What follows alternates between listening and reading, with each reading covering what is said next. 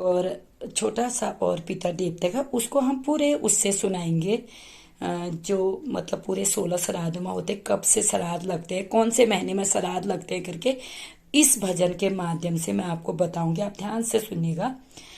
सत सत नमन करुणा मेरे पितर देवा, सत सत नमन करुणा मेरे पितर देवा, सत सत नमन करुणा मेरे पितर देवा, सत सत नमन करुणा मेरे पितर देवा।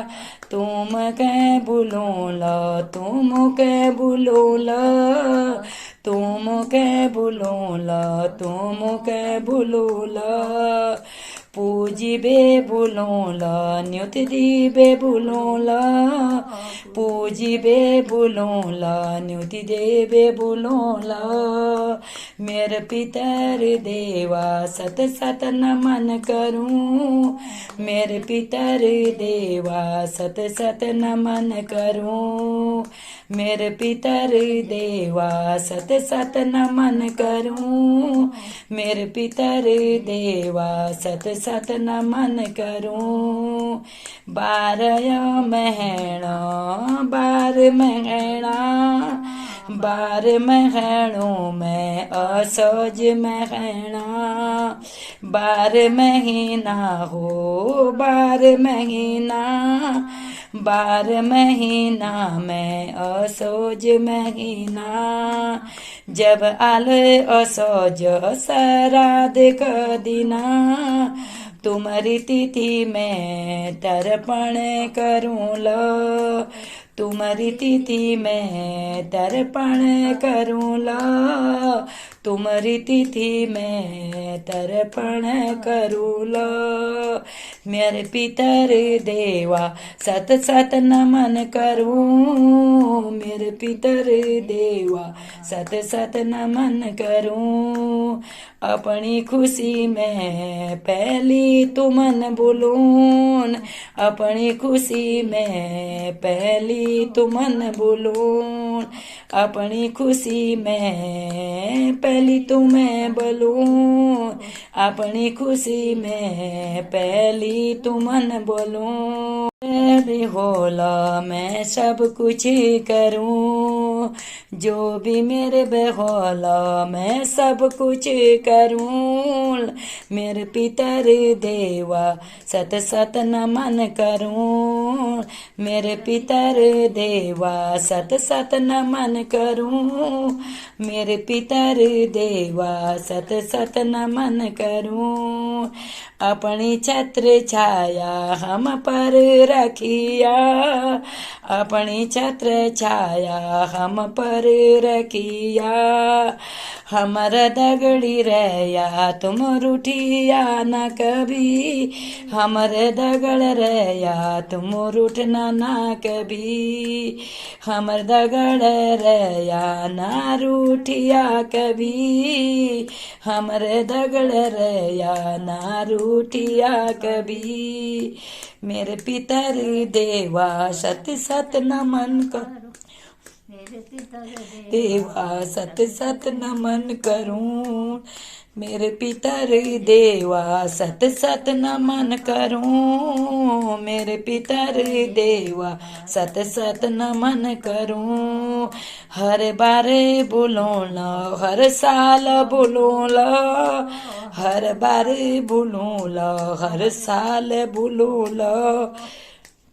मेरे पितर देवा तुम छो महाना, मेरे पितर देवा तुम छो महाना, मेरे पितर देवा सत सत नमन करूं, मेरे पितर देवा सत सत नमन करूं, मेरे पितर देवा सत सत नमन करूं, मेरे पितर देवा सत सत नमन करूं।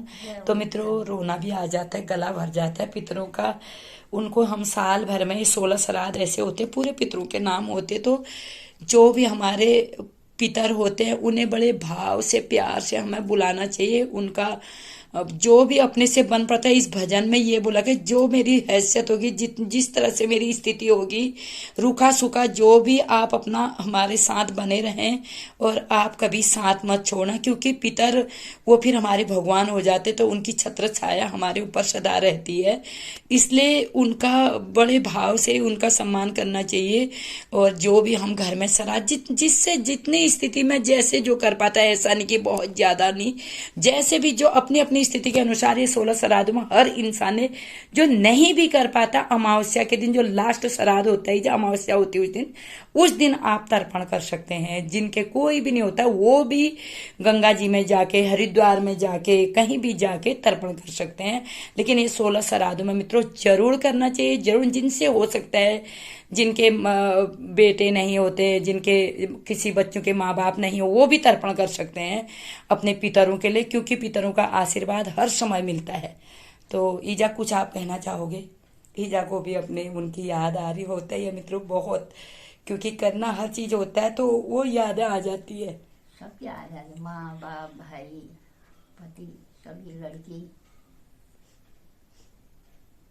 जमाई, तो मित्रों सबकी याद आती है। इसलिए पितर देवता ऐसे होते हैं, साल भर में जो 16 श्राद्ध होते हैं, घर के अंदर सुख शांत माहौल, कभी हल्ला गुल्ला नहीं। जिनके घर में नित कलह कलेश होता है, जिनके घर में हल्ला गुल्ला होता है, जिनके घर में हर पल कलेश होता है, वहां पितर आने में भी डरते हैं। पितर उस घर में नहीं आते जहां पर कलेश होता है, पितर उस घर में आते हैं जिस घर में सुख शांति शांत वातावरण होता है, वही पितर विराजमान होते हैं। इसलिए हर घर में सुख शांति हो, 16 श्राद्ध हो, ऐसे तो सदा शांति रहनी चाहिए, सदा घर में सुख शांति होनी चाहिए, लेकिन 16 श्राद्धों में इतनी शांति रहनी चाहिए कि मतलब पितर भी आके खुश होकर आशीर्वाद दे जाए। तो मित्रों कैसा लगता है ब्लॉग जरूर बताइएगा। मैं आपको चेहरा अपना दिखा नहीं पाती क्योंकि मैं रो रही हूँ बहुत। ईजा को भी बहुत अब दुख हो जाता है मित्रों, याद आ जाती है अपने सभी, मुझे भी आते अपने भैया की याद आती है। मैं इन पितरों के साथ अपने भैया का भी मैं रोज ही उसको रोज ही याद करती हूँ मित्रों। मैं तो आज भी मैंने सुबह पूजा करी, उसको सभी करती हूँ। तो मित्रों आज मेरे माथे में आपको पिट्ठा नहीं दिखाई देगा, मैं भी पीला चंदन ही लगाती हूँ, अभी नहा लिया तो वो सब हट गया है।